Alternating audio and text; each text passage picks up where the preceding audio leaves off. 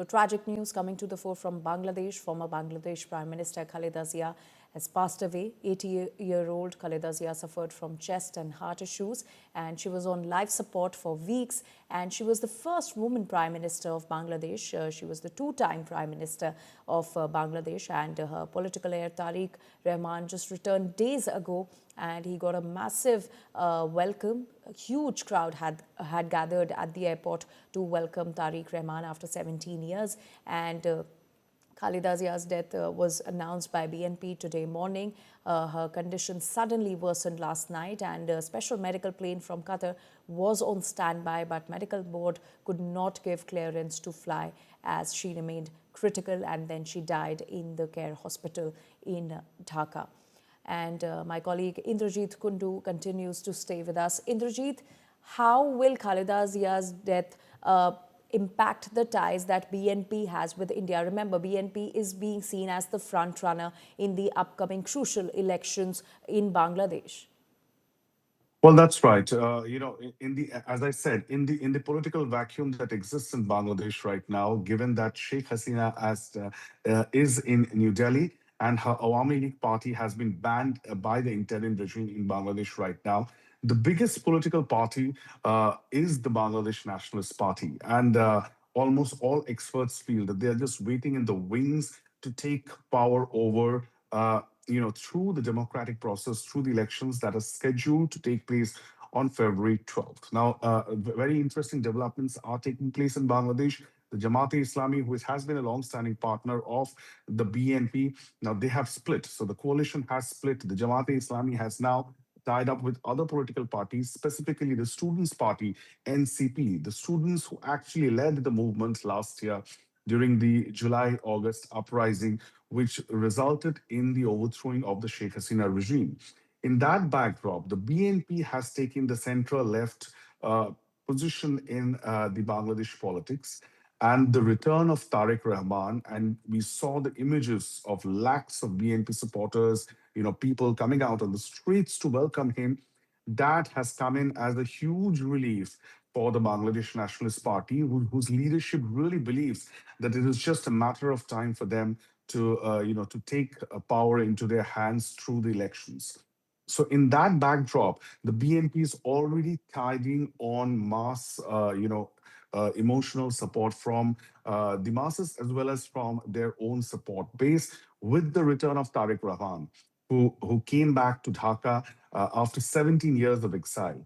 Cases have been, charges have been removed from him. The interim government has provided him the necessary security for him to once again operate politically in Bangladesh. And remember, Tariq Rahman actually, came back to Bangladesh to see and be beside his ailing mother, who last week. So now that the death of Khaleda Zia has been announced by the BNP, one can only, predict that there is going to be further mass outpouring of grief and emotion and support for the BNP leadership, and specifically for Khaleda Zia's son, the BNP acting chairman, Tariq Rahman, who is only here to take the reins of the party. And he's already done that from his speech, last week when he made his way into Bangladesh after 17 long years. So there would be state mourning, I'm sure. The Bangladesh government, the interim government led by Mohammed Yunus, would be speaking out. They would be announcing a state mourning uh, sometime soon. This morning, these are early times. We are reporting as we are reporting this information, this news to our audiences on India Today.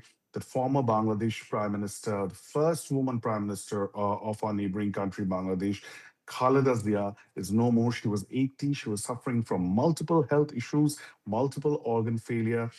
In fact, her condition has remained critical for last 1 week or so. So the efforts to perhaps fly her to some other country for treatment did not bear fruit, were not possible. But this is not the first time. In fact, Khaleda Zia in recent times had also been taken to London, where her son Tariq Rahman had been living in exile, and she had undergone treatment there. But most of the time, she has remained in Dhaka, and even when she was ailing, and her treatment was done in Dhaka, and she has remained the biggest pillar of strength as far as the Bangladesh Nationalist Party is concerned, in its darkest of hours, during the Awami League rule, during Sheikh Hasina's tenure, when the opposition political space had literally shrunk, the Bangladesh Nationalist Party still held on to their support base and their leadership. There were efforts, as most historians would now say, there were efforts made to break the Bangladesh Nationalist Party so that the party doesn't exist anymore. But somehow, even an ailing Khaleda Zia, and everybody in Bangladesh knows the kind of strong will. She was a very strong-willed lady, somebody who had extremely strong conviction, and somebody who was able to hold the party together in its darkest hours, in its hours of crisis. And many would now say that this is, the BNP is just staring at good times. They're just waiting in the wings to capture power through the electoral process. They are the biggest political party right now.